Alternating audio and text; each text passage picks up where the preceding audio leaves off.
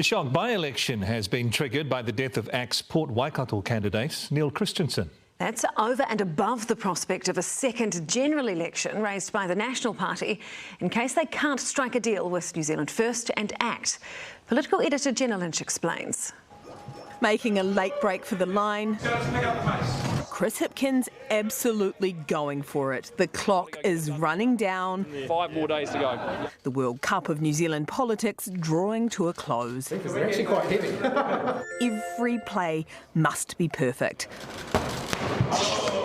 The messaging from the blue team has been anything but, as Nationals' nerves have frayed. They've begun dallying with doom-mongering, threatening to send the country back to the polls for a second election if they can't make a deal. I think it's pretty unlikely there'll be a second election, but I think the reality is there's a whole bunch of uncertainty. I think the National Party saying or threatening New Zealanders with a second election before this one is even over shows how unprepared and unready to be government they are. I suppose it's a barometric measure of how the campaign's going for them. But in the end, there will be a much better and more stable government. Of that I can assure you. Why are you panicking so much? We're not panicking at all. You're threatening a second election before we've even had on one. making sure New Zealanders understand the gravity of the situation. Not only the Nats, their partners in pink appear to be panicking too. David Seymour resurrecting his threat of withholding full support and making National negotiate every single piece of policy with them. We will fight hard to ensure the real change that New Zealanders up and down the country are demanding. What do you reckon he's playing at? It's not going to happen. David Seymour and I have a good personal relationship. Again in meltdown today, with David Seymour now threatening to hold a potential national government to ransom on a daily basis. Why are you still threatening a confidence-only arrangement?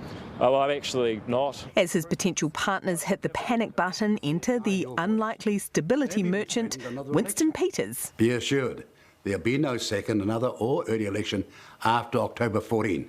We'll make sure of that. And others need to give you this assurance as well and now.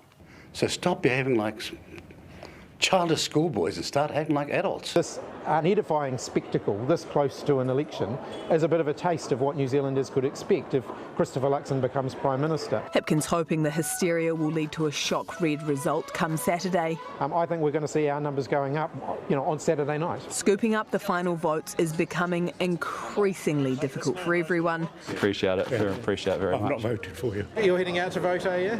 We're heading on a cruise, actually. A summer holiday much more desirable than a second spin of the polls.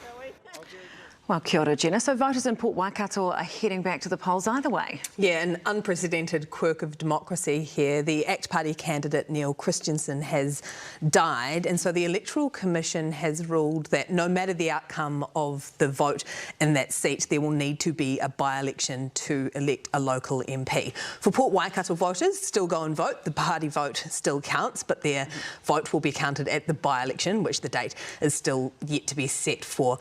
What it means for the wider election is that we're going to have a larger parliament, so there's going to be 121 MPs rather than 120, even though that's the case that if there is a draw, 60 each way, it removes that, but there still can be that hung parliament, that need for the second election that the National Party is kind of panic-pantsing about at the moment if neither side can command a majority. So second election, not totally off the table. Oh my gosh, it's all go.